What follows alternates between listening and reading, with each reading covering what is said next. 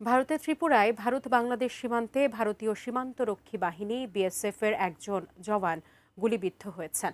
জানিয়ে সীমান্তে এখন দুই বাংলার বাহিনীর মধ্যে উত্তেজনা তুঙ্গে।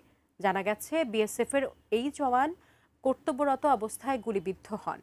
23 ডিসেম্বর স্থানীয় সূত্রের বরাতে বিবিসি বাংলা এ তথ্যটি নিশ্চিত করেন। বিস্তারিত থাকছে লিমা সায়ন্তীর ডেস্ক রিপোর্টে। ত্রিপুরার উত্তর জেলায় ভারত বাংলাদেশ সীমান্তে কর্তব্যরত অবস্থায় বিএসএফ-এর এক জওয়ান গুলিবিদ্ধ হয়েছেন। ঘটনাটি ঘটেছে 23 ডিসেম্বর। আহত জওয়ানের নাম বিপিন কুমার, বয়স ৩৫ বছর। তিনি বিএসএফ-এর ৯৭তম ব্যাটালিয়নের সদস্য।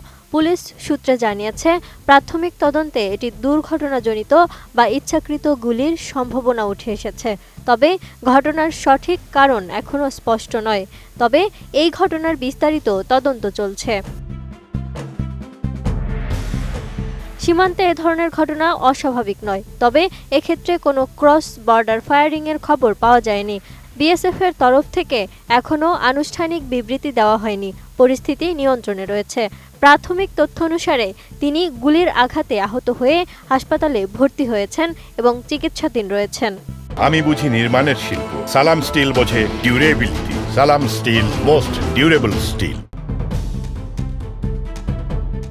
তবে তার বর্তমান শারীরিক অবস্থা স্থিতিশীল নাকি গুরুতর সে সম্পর্কে বিস্তারিত আপডেট এখনও প্রকাশ্যে আসেনি।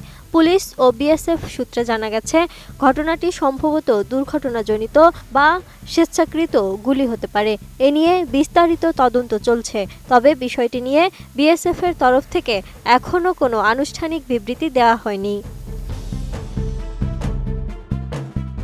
ভারত বাংলাদেশ সীমান্তে ২০২৫ সালে বিভিন্ন ঘটনা ঘটেছে, যার মধ্যে চোরাচালান প্রতিরোধ, অনুপ্রবেশের চেষ্টা, বিএসএফ বিজিবি জওয়ানদের আহত হওয়া এবং কিছু ক্ষেত্রে গুলির ঘটনা উল্লেখযোগ্য।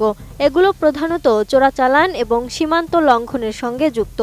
উদাহরণ হিসেবে চলতি বছরের ২১ ডিসেম্বর কোচবিহার পশ্চিমবঙ্গ বিএসএফ এক জওয়ান গরু চোরা কারবারিদের পিছু নিতে গিয়ে কুয়াশার কারণে বাংলাদেশে প্রবেশ করেন এবং আটক হন।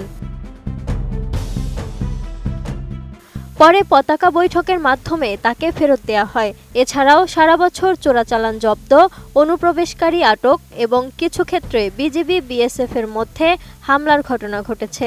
পতাকা বৈঠকের মাধ্যমে দুই বাংলার দুই বাহিনীর মধ্যে অনেক ঘটনা সমাধানও হয়েছে। Lima Sayanti, ATN news.